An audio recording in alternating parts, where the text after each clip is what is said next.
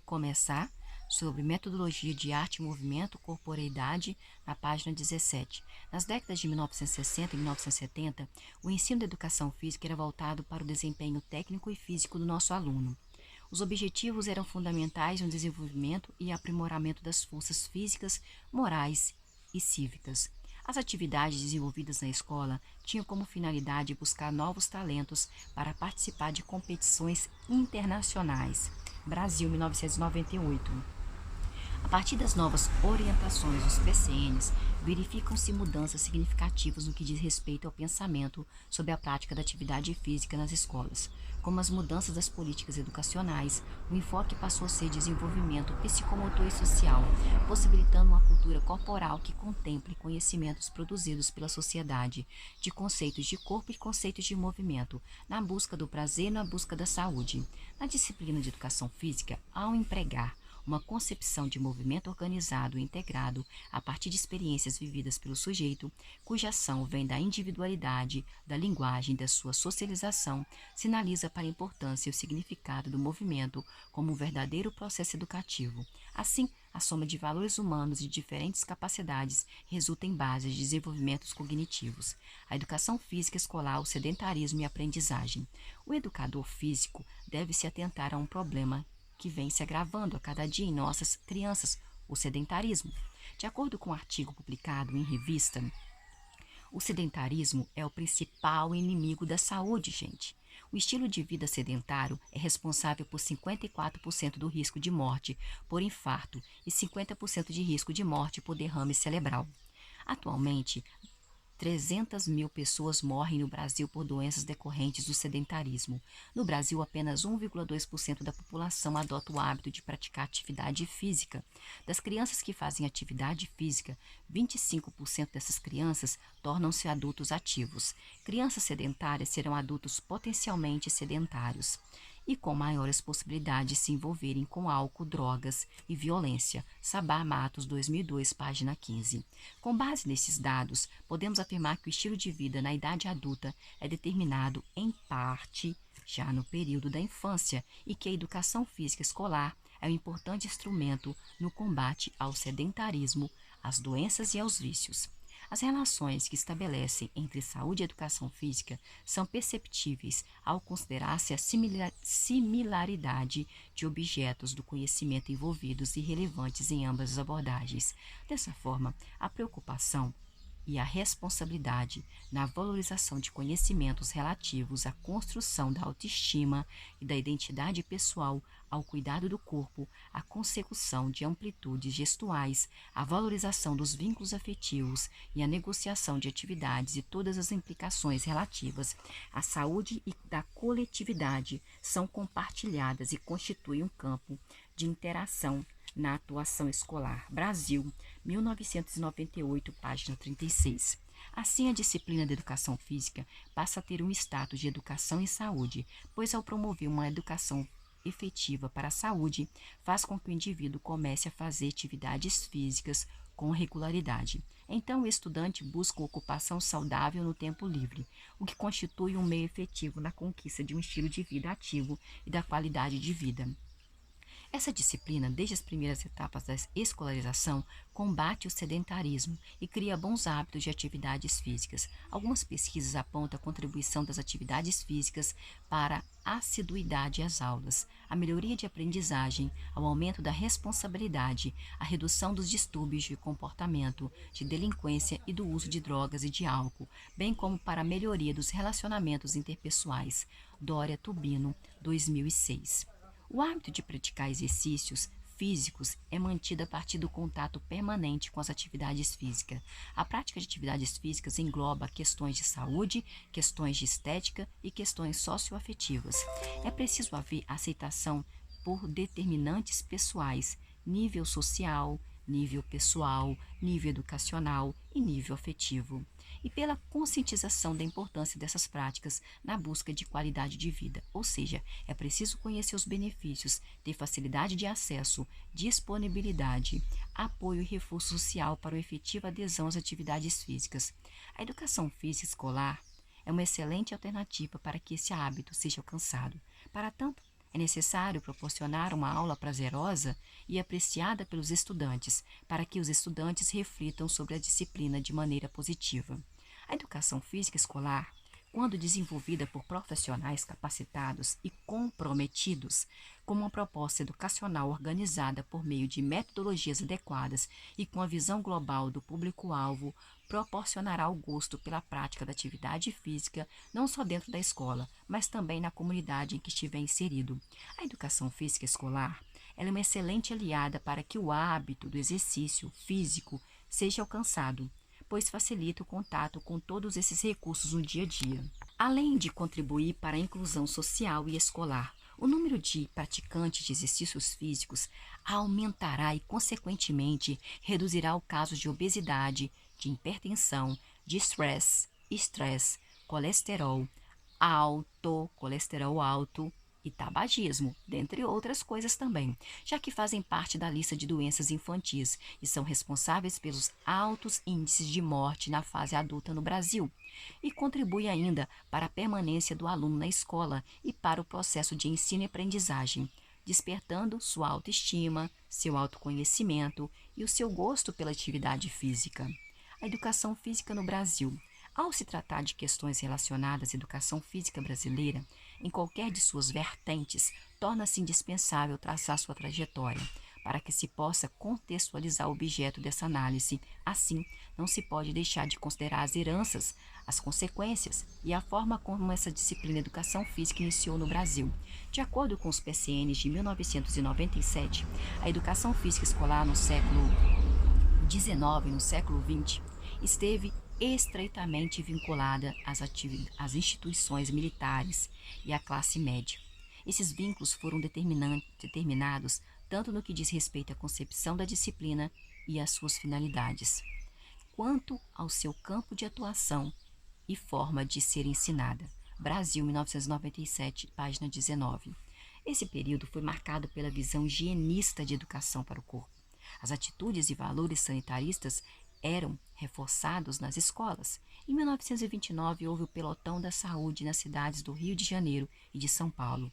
Na época, o intuito desse movimento era propiciar a manutenção da higiene na escola e promover a formação de consciência sanitária da população e dos serviços de profilaxia geral e específica.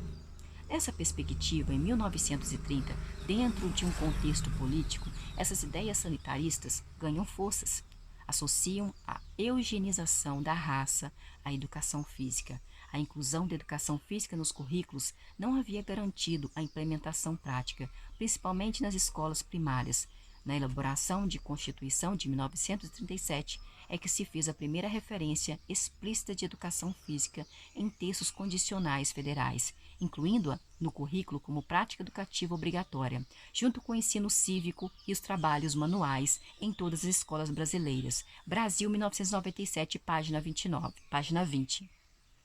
Naquele período, a educação física ela era relegada a uma prática ligada a valores cívicos e às técnicas de trabalhos manuais e a cursos profissionalizantes. Em 1961, com a nova Lei de Diretrizes e Bases de 1961, a LDB, o ensino dessa disciplina educação física passa a ser obrigatório nos seguintes níveis de ensino: primário, atual ensino fundamental 1.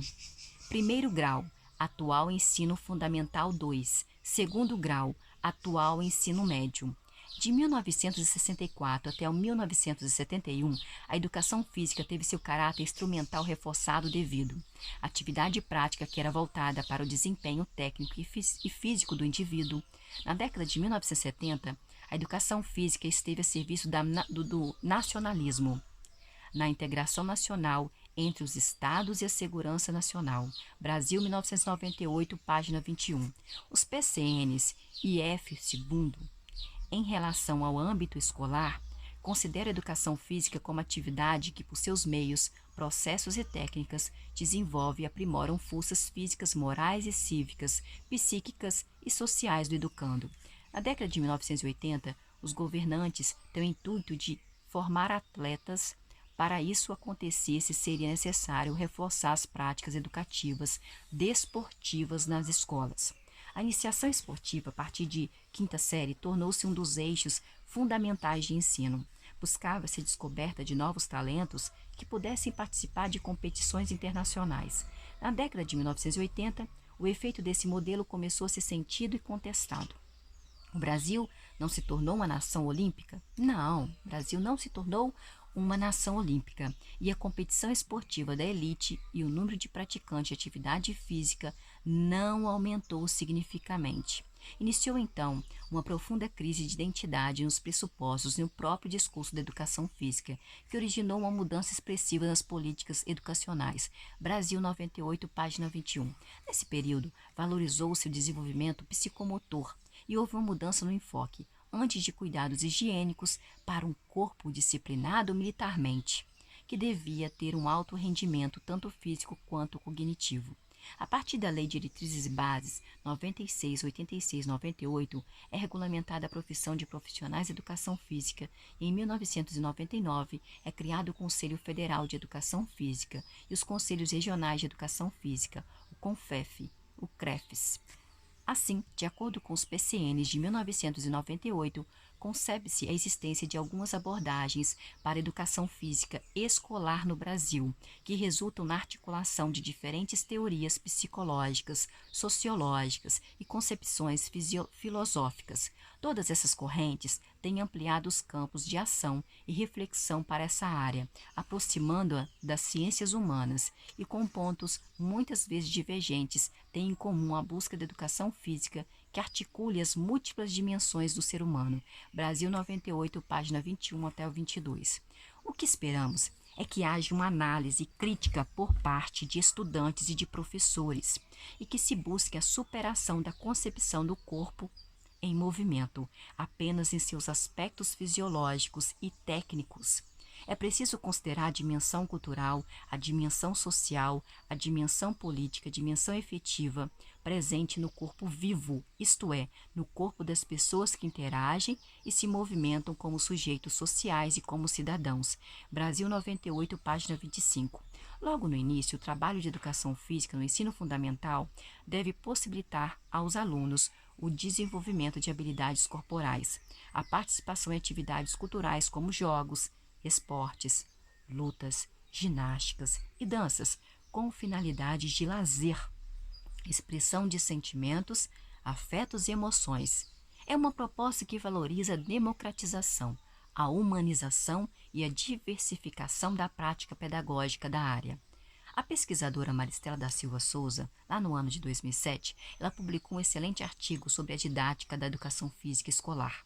Esse trabalho visa situar no contexto escolar o conhecimento de que trata o âmbito da didática da educação física, demonstrando a sua relação com a lógica formal de apreensão do saber.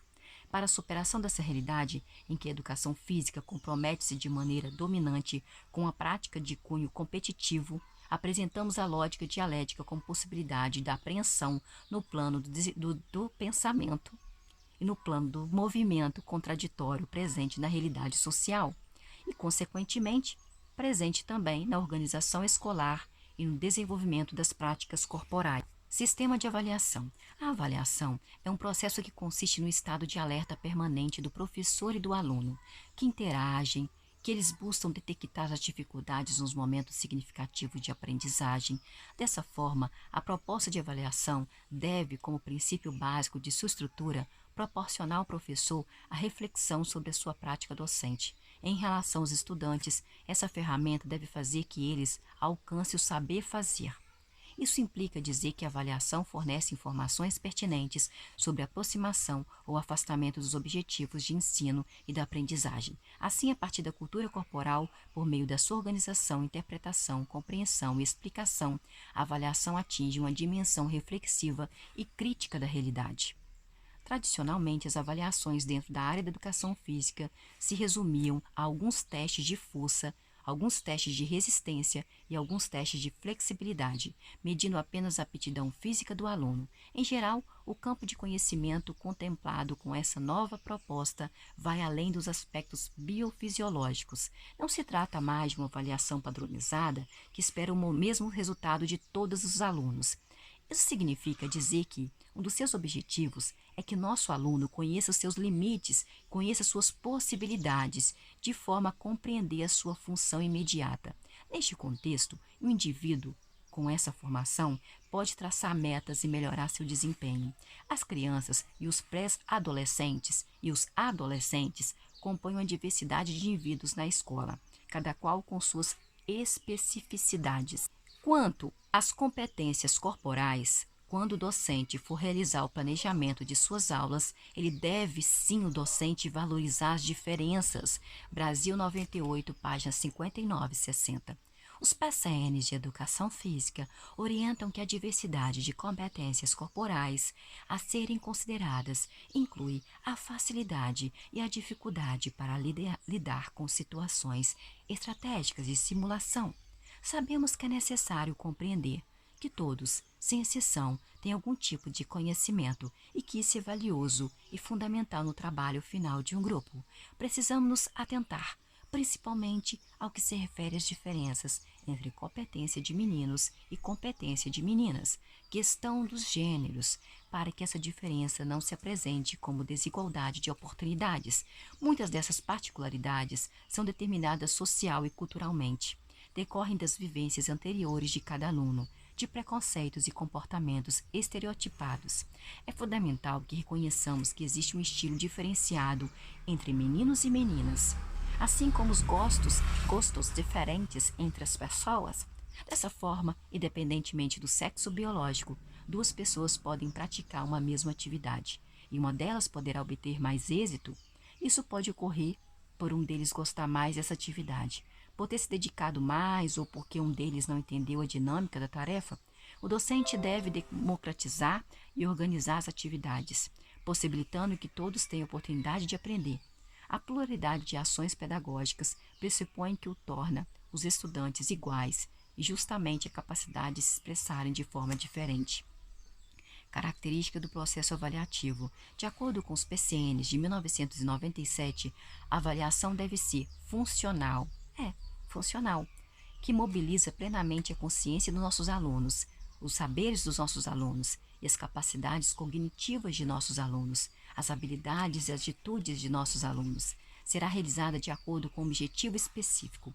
Contínua. Deve ser entendida como parte integrante do processo do ensino e aprendizagem e não isoladamente. Por isso, deve ser realizada durante todo o processo. Sistemática. Todo processo avaliativo deve ser muito bem pensado, gente, e organizado também, de forma que garanta a efetivação de suas funções, quais sejam pedagógico-didática, de diagnóstico e até de controle. Integral. Quando se efetivam todos os outros momentos avaliativos, pode-se dizer que a avaliação alcançou seu caráter integral. Assim, ela permite verificar e qualificar os resultados obtidos para determinar sua correspondência com os objetivos propostos. Em seguida, orientar a tomada de novas decisões em relação aos próximos decursos de ação. Brasil 97, página 49. Educação infantil e primeiro ano do ensino fundamental 1. Na educação infantil e no primeiro ano da educação fundamental, com 9 anos de duração, o registro da observação e da avaliação de cada um dos alunos pode ser realizado em um documento intitulado Caderno de Observações. Esse caderno de observações é um registro que tem como objetivo subsidiar a elaboração dos relatórios de avaliação, bem como atendimento aos pais e ao responsável pelaquela criança, sendo apontamentos do professor discutidos e analisados com o coordenador pedagógico nas reuniões, nos conselhos de classe, dentre outros. Observações.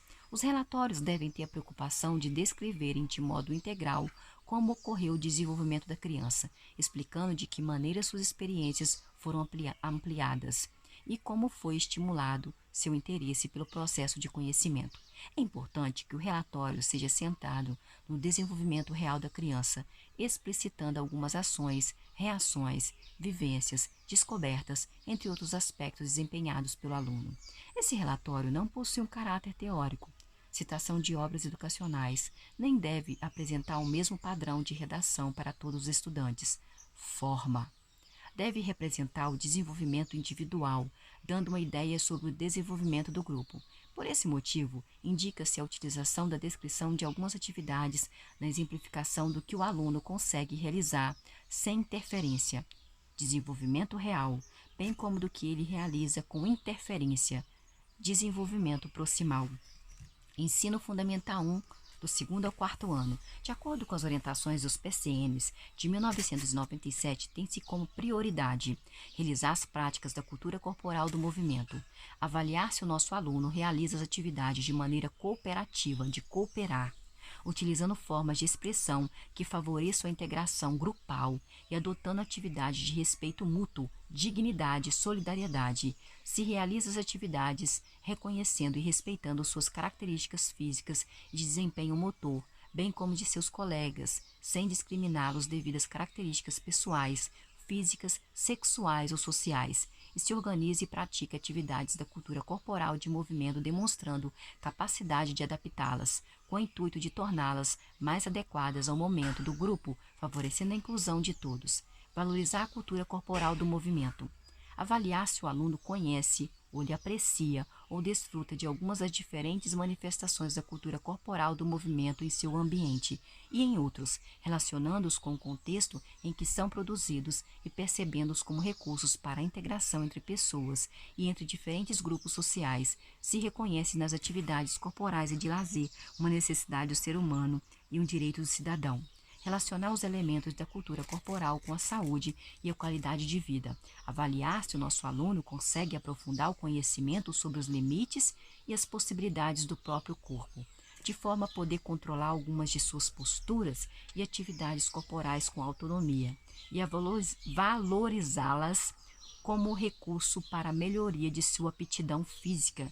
Se nosso aluno integra a dimensão emocional e sensível do corpo à cultura corporal de movimento, ampliando sua compreensão de saúde e de bem-estar. Como o aluno se apropria de informações e experiências da cultura corporal de movimento e de que modo estabelece relações entre esses conhecimentos no plano de procedimentos, conceitos, valores e atitudes, tendo em vista a promoção da saúde e da qualidade de vida. Brasil, 1997, página 51. Com o objetivo de orientar a avaliação, seguem alguns critérios que podem nortear o trabalho dos docentes. Apropriação do conhecimento. A avaliação diagnóstica das mudanças ocorridas durante o processo de ensino e aprendizagem, tendo em vista critérios de avaliação previstos no plano curricular, respeitando-se a individualidade dos alunos, aplicação das regras nos jogos e brincadeiras, participação coletivos e socialização. Avaliação de como o aluno aplica as regras específicas nos jogos e brincadeiras do tema de estudo do período, interação do aluno com o grupo por meio da atividade. Ações gerais a serem desenvolvidas pelo professor. O planejamento é uma das tarefas do mestre. É um meio para programar as ações docentes. O planejamento é um momento de pesquisa, é um momento de reflexão. O planejamento tem como referência situações didáticas concretas, a problemática social, cultural, política e econômica. Com essa ferramenta do planejamento, podemos definir os objetivos, os conteúdos e os métodos dos quais vamos lançar mão para preparar nossas aulas. Segundo Libânio, 1994, os elementos que fazem parte do planejamento estão recheados de implicações sociais e políticas. Assim, planejar é refletir quais os conteúdos que utilizaremos para ensinar um determinado conteúdo. Assim, segundo Libânio, é preciso seguir algumas etapas de planejamento. Primeiro, é necessário ter um plano, que será o nosso guia de orientação. Esse documento, o plano, apresentará as diretrizes e os meios que vamos utilizar para o trabalho docente. Após isso, o plano deve ter uma ordem sequencial progressiva. Os passos que vamos usar para alcançar os objetivos pressupostos. Em terceiro lugar, precisamos ter objetividade com o plano e a realização local. Por fim, citam-se a coerência e a flexibilidade. Ambas têm a finalidade de fazer que os alunos, junto com os docentes, desenvolvam suas capacidades intelectuais e sejam flexíveis para reorganizar os seus planos de ensino e de aprendizagem. Essas atividades planejadas pelo professor podem ser realizadas por meio de brincadeiras, por meio de jogos e até por brinquedos. Ao trabalhar com essas tarefas, os estudantes ampliam os seus conhecimentos e, ao conferir se houve aprendizagem, eles indicam se houve o sucesso do planejamento didático. O planejamento explica os princípios, explica as diretrizes, os procedimentos do trabalho docente. Sua elaboração tem como função a preparação de aulas e a seleção do material. Isso facilita e orienta o trabalho do professor em sala de aula. Os docentes são modelos para os seus alunos. Eles esperam-se que o educador apresente um comportamento exemplar, uma vez que suas ações sempre vão causar um impacto sobre a formação dessas crianças, dos pré-adolescentes e dos nossos adolescentes. A utilização do uniforme e os cuidados com a apresentação e pessoal são elementos básicos para o discente compreender a importância disciplinar em sua vida. Para que possa conquistar o respeito dos alunos e exigir dos alunos disciplina e comprometimento, o docente deve atender a esses preceitos. A assiduidade. Assiduidade. São o ponto de partida para que o estudante entenda a importância do cumprimento das regras e possa se espelhar nas atitudes de seu educador. É importante tomar alguns cuidados durante as aulas para evitar acidentes e também para definir limites. O uso do uniforme deve ser respeitado. As crianças não devem usar brincos grandes ou de argola, piercing ou até unhas compridas. Lembre-se de que para poder conquistar o respeito dos seus alunos e exigir deles, dos seus alunos, disciplina e comprometimento nas aulas de educação física, o professor também deve atender a esses preceitos. Resumidamente, para dar um melhor andamento ao trabalho, o professor deve seguir os seguintes tópicos: pontualidade nas aulas de educação física, comprometimento para o bom andamento dessas aulas, organização antecipada do material que será utilizado na aula de educação física, respeito para com os colegas de trabalho e com os alunos, trabalho em equipe, participação em todos os eventos. Se o educador atender a esses princípios, fará um bom trabalho.